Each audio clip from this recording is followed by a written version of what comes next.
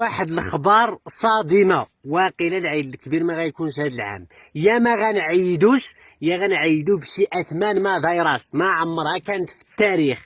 مربو الماشيه يتوقعون ارتفاع اسعار الاضحيه. قال لك مربو الماشيه، الناس اللي تربيو الماشيه يتوقعون كيتوقعوا بانه الاثمنه ديال الماشيه ديال الحولي ديال الاضحيه ديال النعجه غادي يرتفع بسبب تداعيات الحرب في ايران. يلا دابا انا فهموني، دابا واش فين ما تحركات شي قرطاسه حنا غتجي فينا.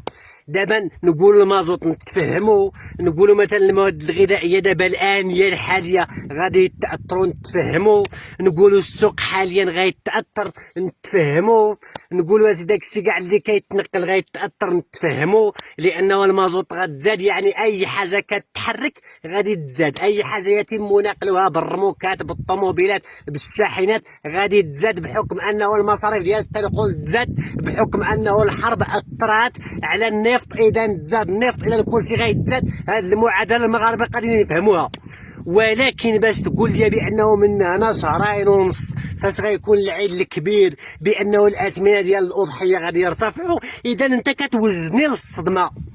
لانه المغاربه تفاءلوا خيرا وقالوا بانه طاحت شويه ديال الثليجه، طاحت الشتاء، اذا غادي يكون الماكل، اذا المراعي غادي تتبرع، اذا غادي تكون الخضوريه، والناس فرحات وفوجات الناس، وقسما بالله الناس ابتسموا وقالوا هذا العام كاين العيد تبارك الله لانه كاين الخير ديال الشتاء والتهنئه من الجفاف. الناس فرحوا الناس فرحوا.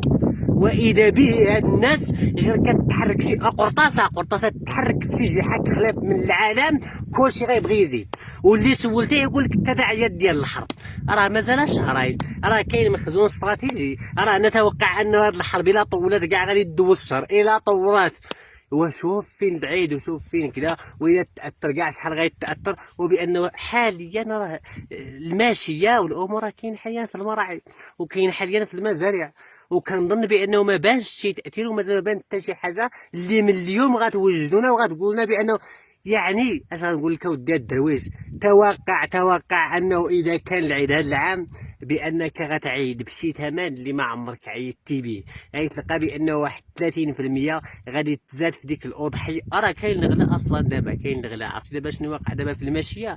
راه الغلاء نيت الغلاء، راه تتلقى خروف هكا صغير يلا حيدتيه لمو من الحليب تتلقى بانه 45,000 ريال، 46,000 ريال، 50,000 ريال، 30,000 ريال. كاع ما تلقاش 30,000 ريال، ما تلقاش 30,000 ريال فخم.